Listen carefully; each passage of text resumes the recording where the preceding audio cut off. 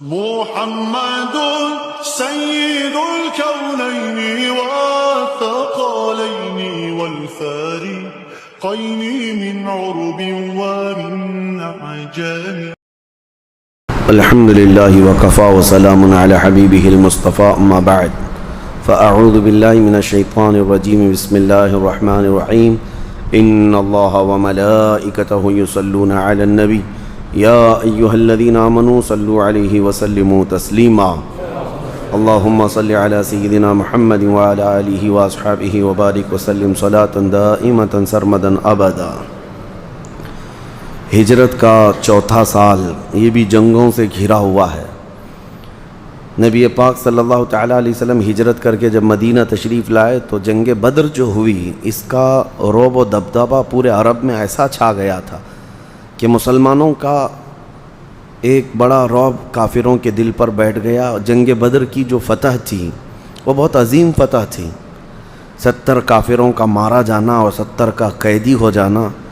تو ایک تو وہ بدلے کی آگ میں جھلس رہے تھے، اس کے علاوہ ہر جگہ جو خبر پھیلی تھی اس سے مسلمانوں کی دھاک بیٹھ گئی تھی.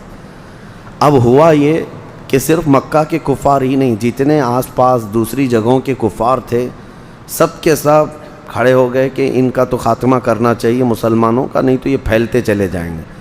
اس لیے جیسے جیسے سال بڑھتے گئے ہجرت کے تو جنگوں کی شدت بھی بڑھتی چلی گئی. اب صرف مکہ والوں سے دشمنی نہیں تھی، مکہ والے بدر میں آئے مارے گئے، پھر اس کے بعد بدلے کے لیے احد میں آئے، مسلمان 70 شہید ہو گئے. یہ تو مکہ کی اور مدینے کی لڑائیاں تھیں. لیکن اب دوسرے کفار جب اٹھ کر کھڑے ہو گئے، جگہ جگہ سے کوئی بھی اعلان کرتا کہ ہم مدینے پر چڑھائی کر رہے ہیں، تو اب حالات ایسے تھے کہ صحابہ اکرام رضوان اللہ تعالیٰ علیہ مجمعین اینی ٹائم جنگ کے لیے تیار. ہر وقت وہ سینہ سپر رہتے تھے کہ رات کو حکم آ جائے تو فجر ہونے سے پہلے انہیں مدینے سے نکلنا پڑتا. اس طرح صحابہ اکرام الرٹ تھے.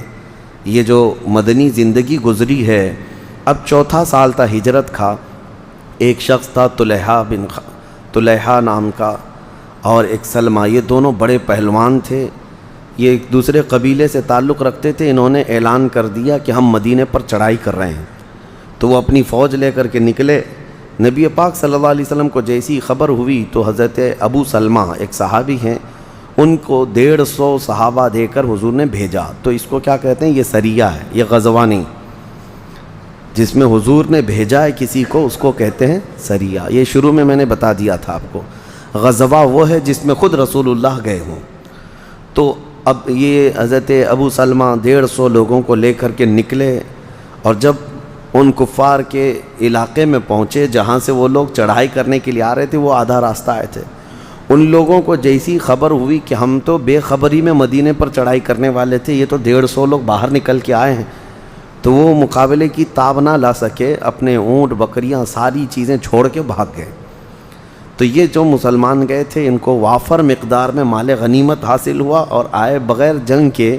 مسلمانوں کو یہ پتہ، یہ 4 ہجری میں سریہ ابو سلمہ اس کو کہتے ہیں. اس کے بعد پھر یہی 4 ہجری چل رہی تھی، محرم کا ہی مہینہ تھا، شروع کا سال ہے. پھر ایک شخص خالد بن سفیان حضلی نام کا، اس نے پورے عربوں کو اکٹھا کرنا شروع کیا کہ چھوٹے چھوٹے جو خاندان تھے، قبیلے تھے، سب کو جمع کر کے کہا کہ ہم مدینے چلتے ہیں. ایک بات میں آپ کو بتاؤں، جتنی جنگیں ہوئی ہیں حضور پاک صلی اللہ تعالیٰ علیہ وسلم کو جب خبر ہوتی کہ مدینے پر چڑھائی کی جا رہی ہے تو حضور اپنے صحابہ کے ساتھ نکلتے یا پھر صحابہ کی فوج کو بھیجتے. ان میں اکثر جو جنگیں ہیں یہ ڈیفینسیو ہیں، سب جو ہے دفاعی ہیں. جب وہ لوگ مدینے پر حملہ کرنے کے لیے آئیں گے تو کیا خاموش بیٹھ کر یعنی مظاہرہ کریں گے؟ دیکھیں گے؟ خاموش بیٹھ کر کے نظارہ کریں گے؟ تو نبی پاک صلی اللہ تعالیٰ علیہ وسلم نے حضرت عبداللہ بن انیس ایک صحابی ہیں، ان کو بھیجا. یہ بھی سریہ ہے، یہ غزوہ نہیں. کہا کہ یہ خالد بن سفیان جو آ رہا ہے اس کے مقابل میں جاؤ. تو حضرت عبداللہ بن انیس اتنے بہادر تھے، نکلے، اور جب گئے مقابلے کے لیے تو خالد بن سفیان کو کسی طرح سے انہوں نے پکڑ لیا اور پکڑ کے اس کا سر کاٹ کر مدینے لے کے آئے. باقی پوری فوج بھاگ گئی. جب ان کا لیڈر ہی مر گیا تو سب ادھر ادھر ہو گئے. نبی پاک صلی اللہ تعالیٰ علیہ وسلم کے قدموں میں لا کر ڈال دیا. کہا یہ وہ خالد بن سفیان ہے جو مدینے کی اینٹ سے اینٹ بجانے کی بات کرتا تھا، یہ سارے قبیلے والوں میں نفرت بھر بھر کر کے مدینے کے خلاف لوگوں کو لا رہا تھا، اس کا سر کاٹ کر لا کر حضور کے قدموں میں ڈال دیا۔ نبی پاک صلی اللہ تعالیٰ علیہ وسلم خوشی سے اپنا عصا مبارک چھڑی عبداللہ بن انیس کو دیتے ہیں اور کہتے ہیں یہ تمہارے لیے میرا ہدیہ ہے، اور انشاءاللہ تم یہی پکڑ کر کے قیامت کے دن جنت میں داخل ہوں گے۔ حضرت عبداللہ بن انیس یہ کہتے ہیں یا رسول اللہ صلی اللہ علیہ وسلم محشر کے میدان میں یہی عصا میرے ہاتھ میں ہوگا؟ حضور نے فرمایا ہاں یہی رہے گا۔ حضور صلی اللہ علیہ وسلم سے انہوں نے کہا کیا یہ جنت میں بھی میرے ساتھ رہے گا؟ حضور نے فرمایا ہاں جنت میں بھی تمہارے ساتھ رہے گا۔ وہ عصا زندگی بھر لے کر رہے، اور جب ان کی وفات کا وقت آیا تو انہوں نے یہ وصیت لکھی تھی، ان کے کفن میں ہی وہ عصا دفن کر دیا گیا، وہ لے کر کے گئے دنیا سے۔ تو یہ عبداللہ بن انیس، اس کو سریہ عبداللہ بن انیس کہتے ہیں۔ جس صحابی نے سپہ سالاری کی انہی کے نام سے وہ سریہ بھی منسوب ہو گیا، جیسے سریہ ابو سلمہ وہ اس صحابی کے نام سے جنگ ہے جو پہلے گئے تھے، اور یہ سریہ عبداللہ بن انیس ان کے نام سے ہے۔ اب چوتھی ہجری میں دو بڑے حادثے ہوئے مسلمانوں کے لیے۔ چوتھی ہجری میں یہ دل دہلا دینے والے واقعے تھے۔ ہوا یہ کہ نبی پاک صلی اللہ تعالیٰ علیہ وسلم کی بارگاہ میں ایک شخص ابو برا نام کا تھا، اس کو ملاعب الاسنہ کہا جاتا تھا، برچھیوں سے کھیلنے والا آدمی۔ وہ حضور کی بارگاہ میں آیا تو حضور نے اس کو اسلام کی دعوت دی۔ نبی پاک صلی اللہ تعالیٰ علیہ وسلم نے اس سے کہا کہ تو اسلام قبول کر لے۔ اس نے کہا نہیں، آپ اپنے کچھ صحابہ کو ہمارے علاقے بھیج دیجئے، اگر ان کی دعوت پر سارے قبائل اسلام قبول کر لیں تو اچھا ہو جائے گا۔ حضور صلی اللہ تعالیٰ علیہ وسلم نے اس وقت حضرت حرام بن ملحان ایک صحابی ہیں، ان کی معیت میں 70 قاری قرآن تھے جو بہترین، ان کو بھیجا۔ تو یہ لوگ نکل کر گئے۔ ابو برا سے حضور نے فرمایا تھا کہ مجھے تمہارے نجد کا تھا، وہ آج جس کو ریاض کہتے ہیں نا، ریاض کا علاقہ، یہ پورا علاقہ نجد کہلاتا ہے، وہاں سے حضور نے فرمایا وہاں کے لوگوں پر مجھے اعتماد نہیں ہے، وہ نقصان پہنچانے والے ہیں۔ تو ابو برا نے کہا تھا میں آپ کے صحابہ کی جان مال کا حفاظت کا ضامن ہوں۔ حضور نے بھیج دیا۔ جب یہ گئے تو ایک علاقہ تھا جہاں پر جا کر صحابہ رک گئے، اور حضرت حرام بن ملحان یہ تنہا جو ہے قبیلہ کا جو سردار تھا عامر بن طفیل نام کا، اس کے پاس گئے دعوت اسلام دینے کے لیے، خط لے کر حضور کا۔ اس نے نہ خط دیکھا نہ پیغام سنا، اپنے قاصد کو حکم دیا اور دربار میں ہی حضرت حرام بن ملحان کو قتل کر دیا۔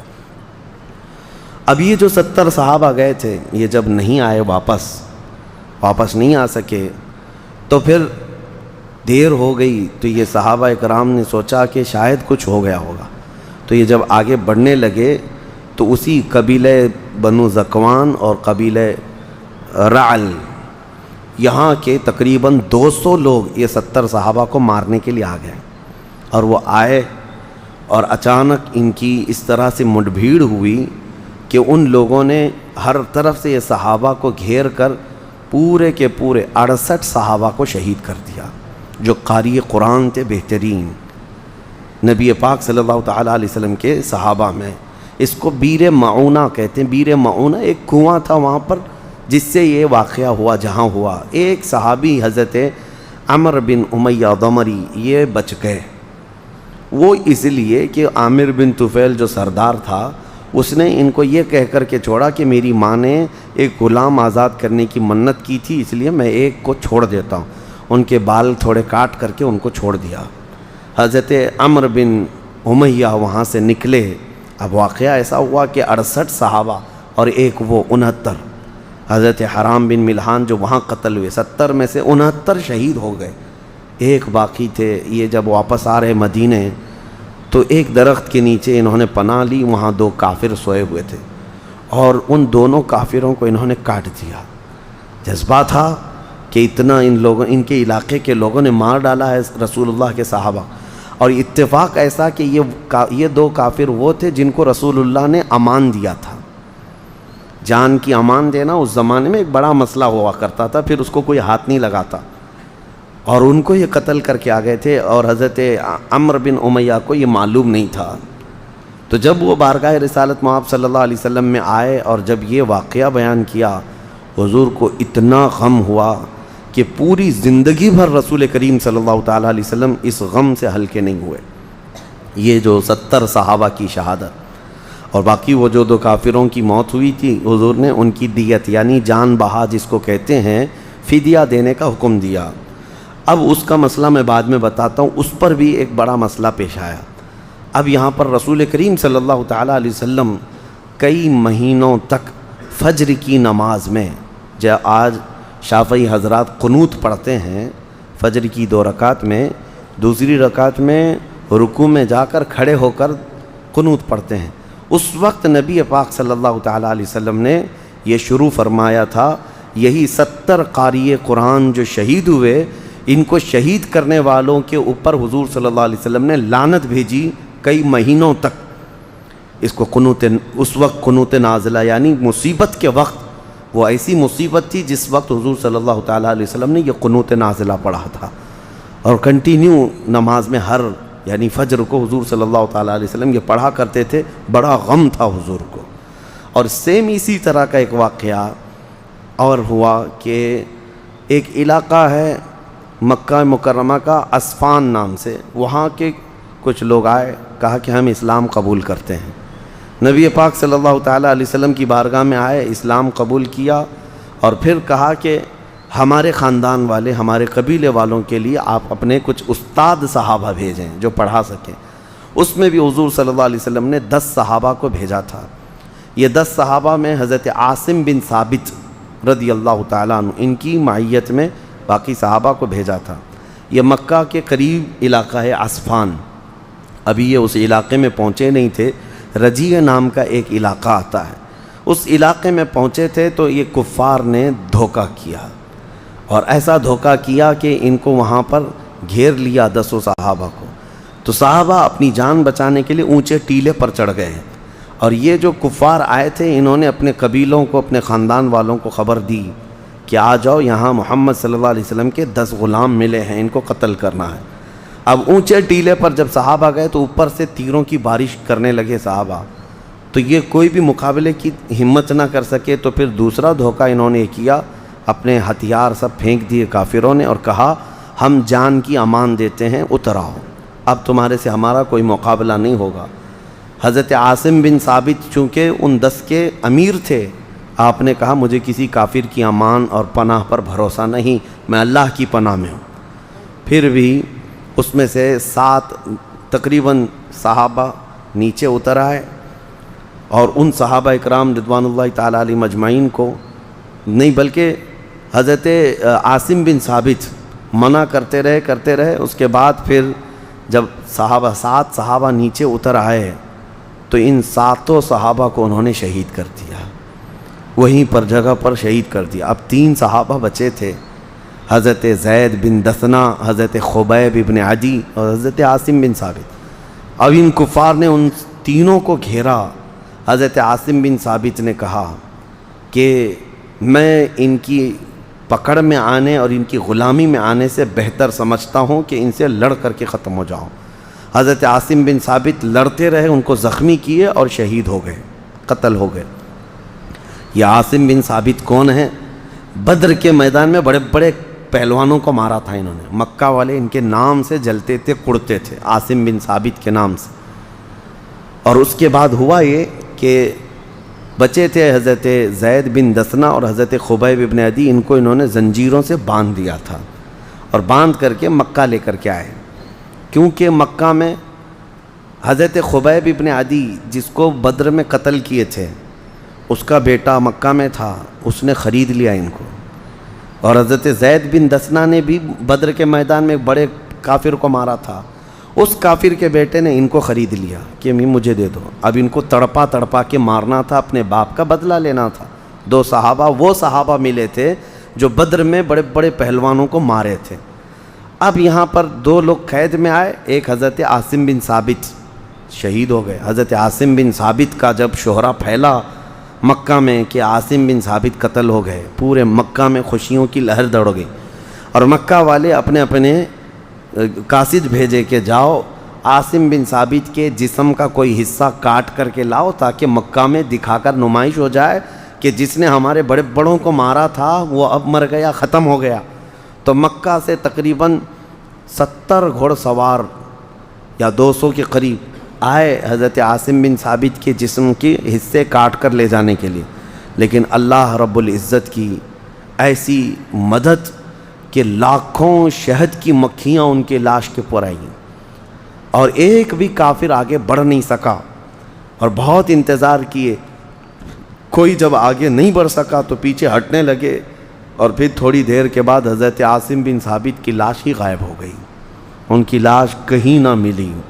کفار اسی کیونکہ بے حرمتی کرتے، حضرت عاصم بن ثابت اس شہید کی کرامتوں میں اس کو گنایا گیا۔ پھر اب یہ جو دوست صحابہ تھے، ان میں سے حضرت خبیب ابن عدی رضی اللہ تعالیٰ عنہ کو مکہ کے تنعیم علاقہ، جہاں آج مسجد عائشہ ہے، جہاں لوگ جا کر 2 رکعت نفل نماز پڑھ کے عمرہ کی نیت کرتے ہیں، احرام باندھتے ہیں، یہ وہی علاقہ ہے جہاں سولی پر چڑھائے تھے حضرت خبیب کو۔ سولی پر چڑھانے کے وقت ان سے کہا گیا تھا کہ تمہاری جو خواہش ہے وہ بتا دو، اب یہاں تمہیں ختم کر دیا جائے گا۔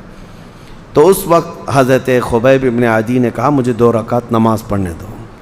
2 رکعت نماز جلدی میں پڑھ لیا، اور اس کے بعد پھر آئے، بند گئے، تو کہنے لگے آج کی یہ میری آخری نماز تھی، چاہتا تو میں لمبے سجدے کرتا، اپنے رب کے حضور ایک طویل نماز پڑھتا، لیکن میں اس لیے جلدی کیا کہ یہ ظالم کفار یہ نہ سمجھیں کہ موت کے ڈر سے نماز لمبی کیا ہے، مجھے موت سے ڈر نہیں۔ اور انہوں نے ایک مشہور شعر اس وقت سولی پر چڑھ کر کہا کہ موت تو آنی ہی ہے، کسی بھی طرح سے آنی ہے، لیکن میں فخر اس بات پر کر رہا ہوں کہ اسلام پر میں مارا جا رہا ہوں، میں جس چت بھی لیٹوں گا اور جس کروٹ بھی میں گروں گا وہ میرا کروٹ اسلام کا ہوگا اور میرے مصطفیٰ کے قدموں میں ہوگا، اور ان کو شہید کر دیا گیا۔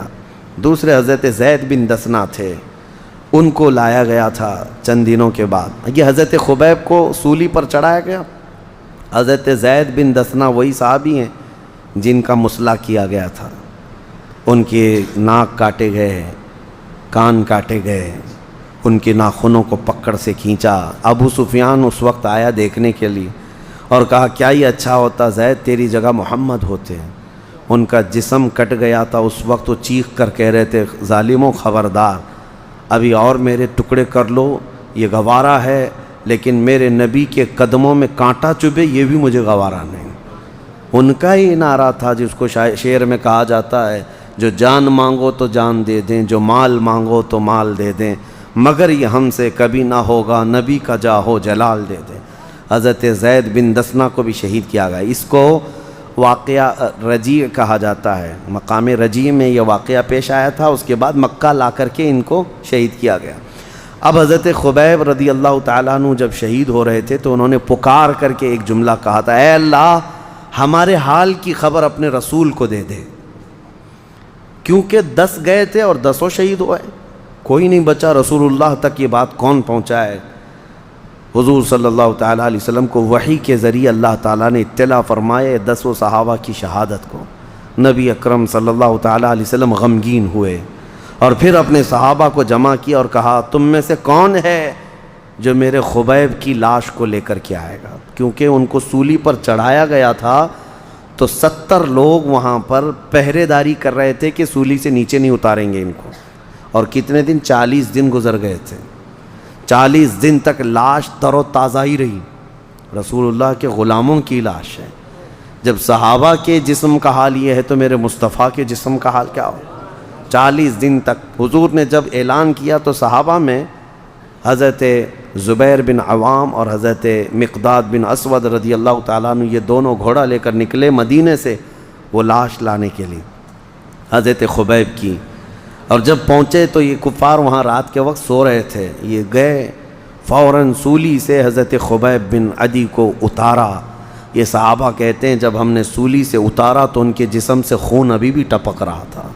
کون ہے مجھے بتاؤ دنیا میں جس کے 40 دن کی لاش پر ابھی تر و تازہ خون ٹپکتا ہو؟ انہوں نے لاش کو اٹھایا اور گھوڑے پر رکھا اور لے کر چل پڑے۔ ادھر ان کی آنکھ کھلی، دیکھا سولی پر نہیں ہے اور 2 گھڑ سوار بھاگ رہے ہیں۔ مکہ میں بھی انہوں نے خبر پہنچا دی، کیونکہ مکہ سے جڑا ہوا علاقہ ہے تنعیم، مسجد عائشہ جہاں ہے، تو تقریباً 200 لوگ پیچھا کرنے لگ گئے۔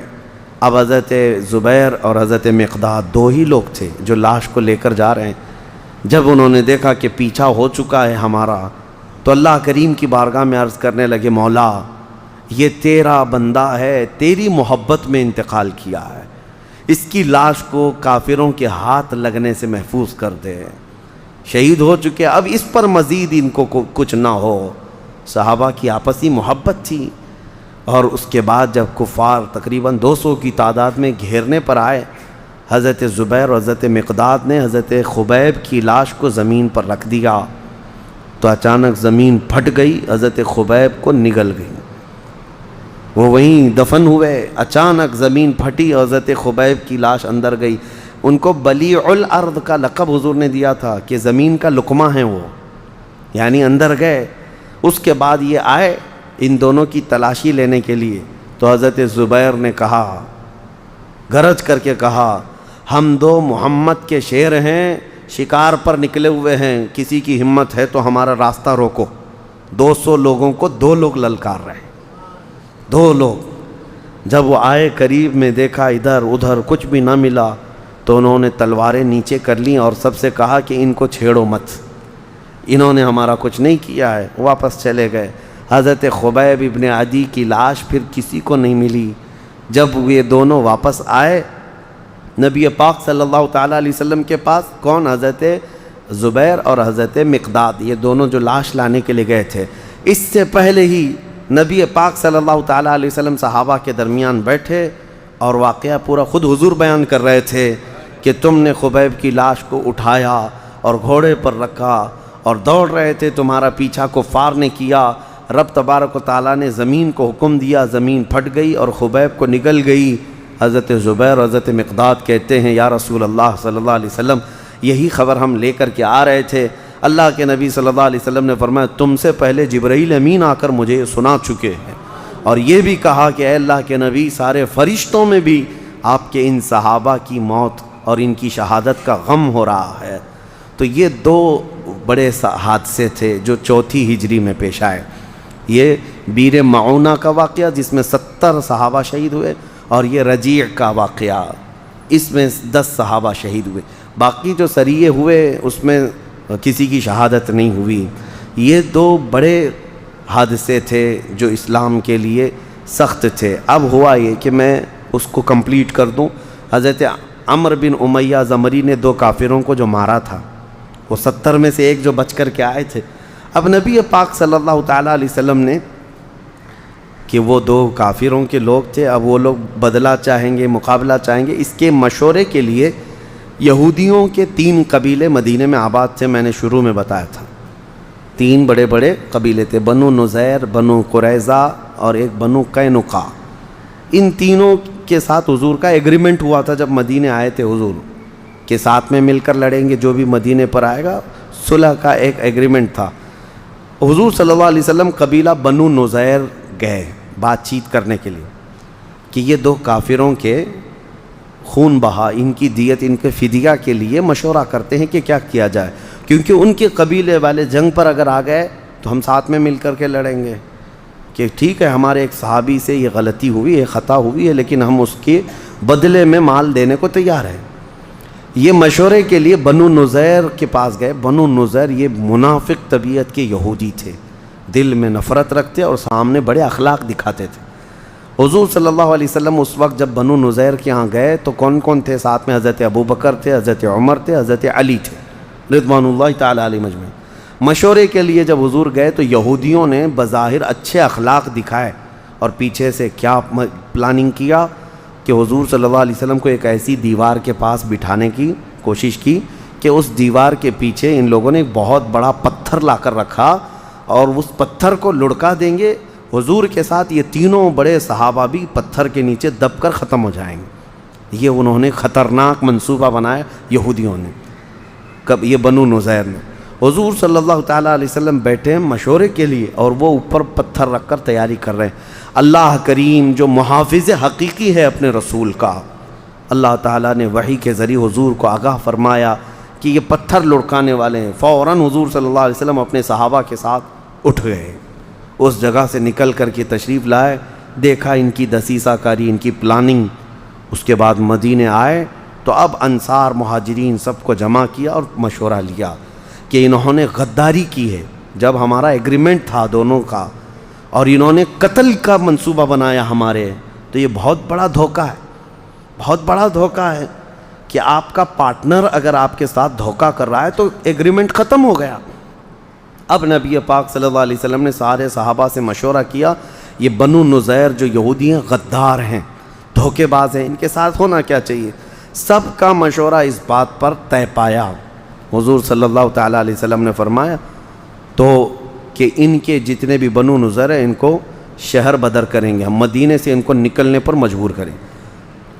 نبی پاک صلی اللہ تعالیٰ علیہ وسلم نے فرمان بھیجا. بنو نذیر یہ بڑے بڑے قلعوں میں رہتے تھے. کہا کہ 10 دن کا ٹائم ہے تمہیں، مدینہ چھوڑ کر نکل جاؤ، تمہارا پورا قبیلہ جانا چاہیے، کیونکہ تم نے ہمارے ساتھ دھوکہ کیا ہے اور جان سے مارنے کی سازش رچی ہے. ظاہر سی بات ہے لوگ ایک طرفہ سوچتے ہیں کہ ان کو مدینے سے نکالا. کیوں نکالا؟ کیوں نکالا؟ دھوکہ، اٹیمپٹ ٹو مرڈر کتنا بڑا کیس ہوتا ہے. حضور پاک صلی اللہ تعالیٰ علیہ وسلم کے قتل کی سازش کرنا.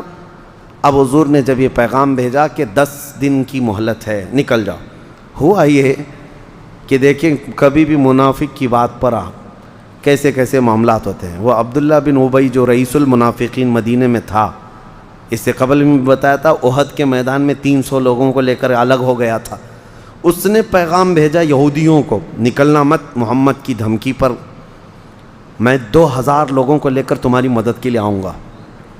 یہ ایسی ڈینگے مارتا تھا منافق، اور مسلمانوں کے ساتھ نماز بھی پڑھتا، حضور کے ساتھ رہتا بھی تھا.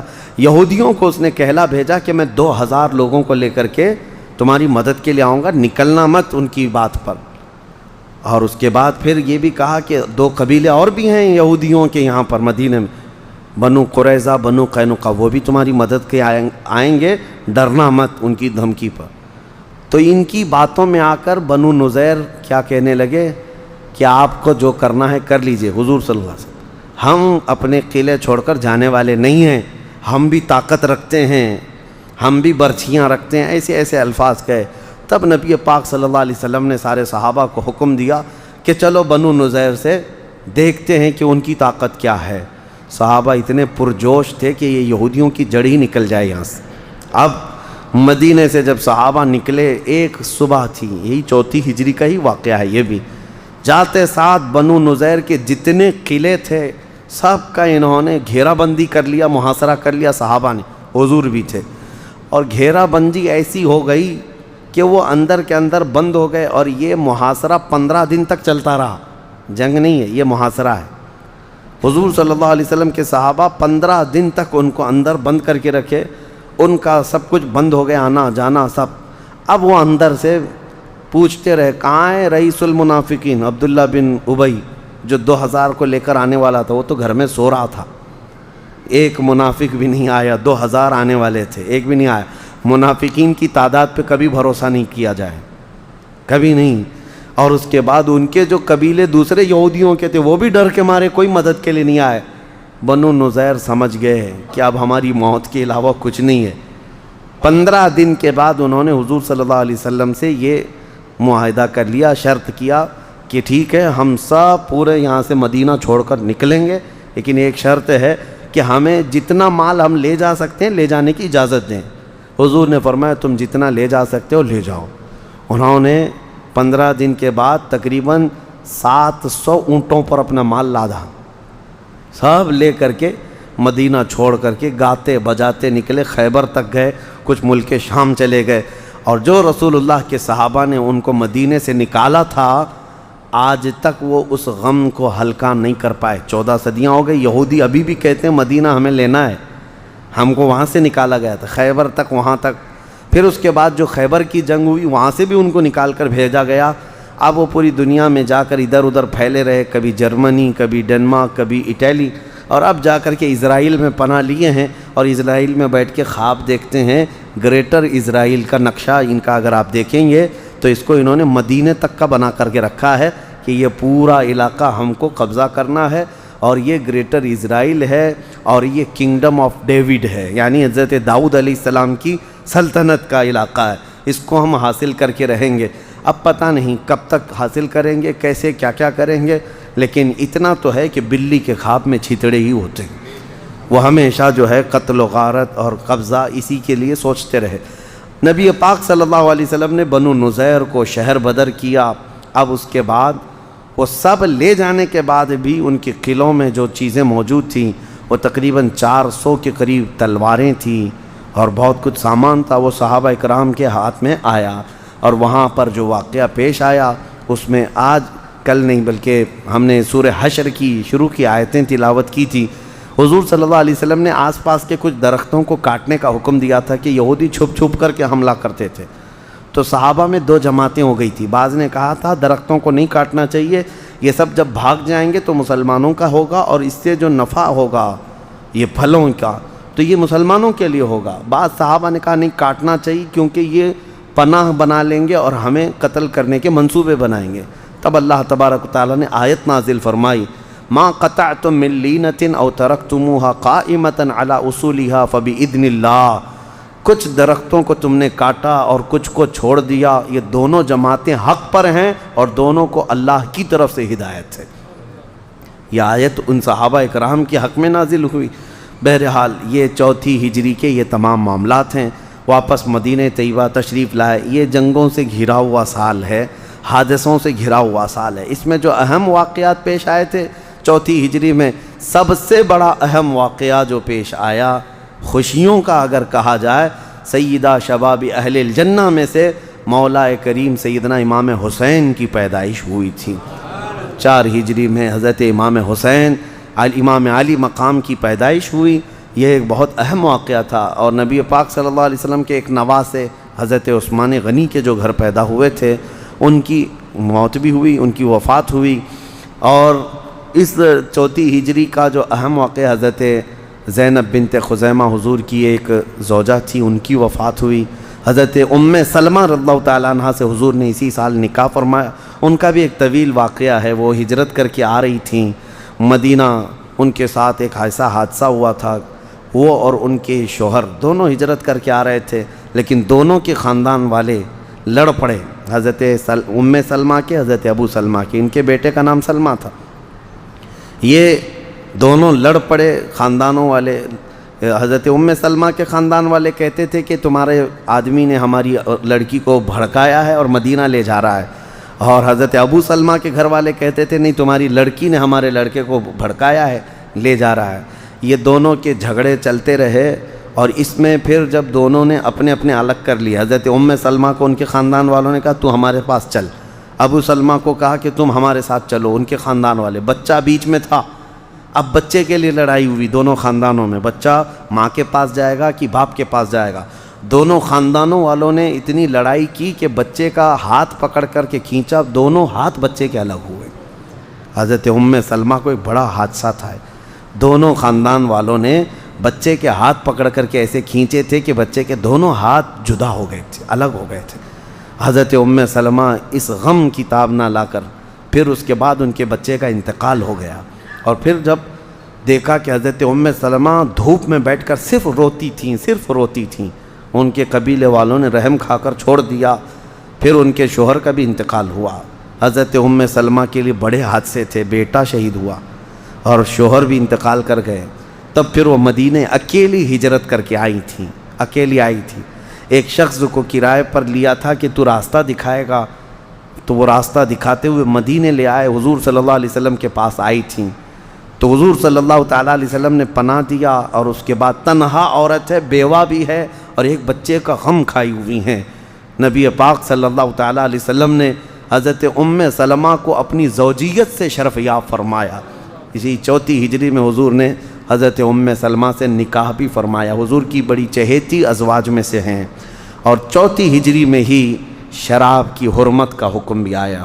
اس وقت تک ابھی شراب حرام نہیں ہوئی تھی، 4 ہجری میں شراب حرام قرار دی گئی۔ اور ایک بڑی چیز یہ ہے کہ دیکھیں جو بنو نذیر کو یہودیوں کو بھگایا تھا، ان کی اگر میں لسٹ بتاؤں کہ کیا کیا سامان ان کے قلعوں سے ملا تھا وہ بڑا ہے۔ اب 400 تلواریں مل جانا یہ معمولی نہیں ہے، اس کے علاوہ اور بھی سامان تھا، کھجوروں کے درخت تھے، باغیچے تھے۔ انصار کی طبیعت کو کیا کہیں، اللہ اکبر۔ حضور کی بارگاہ میں انصار آئے، یوں عرض کیا یا رسول اللہ صلی اللہ علیہ وسلم، بنو نذیر کی جو جنگ میں مال غنیمت آیا ہے، انصار مدینے کے پورے سبوں نے یہ اتفاق کیا ہے اس میں سے ایک دانہ بھی ہم نہیں لیں گے، سارا آپ مہاجرین میں تقسیم فرمائیں۔ جو ہجرت کر کے حضور آپ کے ہاں سے آئے ہیں ان میں آپ پورا مال تقسیم فرمائیں۔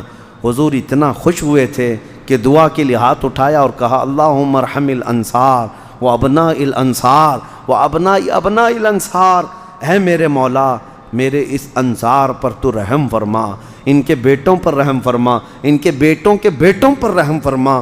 میرے آقا نے فرمایا اگر 2 وادیاں ہوں دنیا میں، 2 وادیاں ہوں، میدان ہوں 2، ایک وادی میں انصار ہوں اور ایک وادی میں پوری دنیا والے ہوں اور مجھے اختیار دیا جائے، حضور فرماتے میں انصار کی وادی میں جانا پسند کروں گا۔ بہرحال یہ 4 ہجری کے اہم معاملات تھے، سیرت کا بیان چلتا رہے گا انشاءاللہ العزیز، لیکن اب مجھے یہ پتہ نہیں ہے آپ کی پابندی ہو پائے گی یا نہیں، اس لیے کہ صرف رمضان میں اگر ختم کرنا ہو تو پھر اس کو ایسے تیزی سے دوڑانا پڑے گا کہ اہم واقعات ویسے ہی رہ جائیں گے، 5ویں ہجری کے، 6 ہجری کے، 7ویں ہجری، 8ویں ہجری، 9ویں ہجری، 10ویں ہجری، پھر 11ویں ہجری میں میرے آقا صلی اللہ تعالیٰ علیہ وسلم کی اس دنیا فانی سے رخصتی بھی ہوئی۔ یہ سب معاملات طویل ہیں، اللہ جیسی توفیق دے زندگی باقی رہے تو اس سیرت کے درس کو انشاءاللہ کنٹینیو کریں گے انشاءاللہ، اور جس کو اللہ تعالیٰ توفیق دے وقت ہو سکتا ہے بدل جائے انشاءاللہ العزیز، ہفتے میں کوئی دن منتخب کر کے عشاء کے بعد اس درس کو ہم چلائیں تاکہ سیرت کا بیان کسی نہ کسی طرح پائے تکمیل تک پہنچے، صرف حضور کی وفات تک نہیں بلکہ خلفائے راشدین کا دور بھی ہم پڑھیں، اور پھر اس کے بعد بنو امیہ کا بھی، بنو عباس کا بھی، اس کے بعد خلافت عثمانیہ جو ترکی کی ہے، اس طرح سے ہم انشاءاللہ تاریخ اسلام تک آتے ہیں تاکہ ہمارے جوانوں میں اسلامی تاریخ رچ بس جائے اور ان کو پتہ چلے کہ ہمارے شیر کون تھے، آج ان لوگوں نے جو پھیلا رکھے یہ کون ہیں۔ اللہ کریم ہم سب کو حضور کے جلووں میں زندگی عطا فرمائے، حضور کے قدموں میں موت عطا فرمائے۔ وآخر دعوانا الحمدللہ رب العالمین۔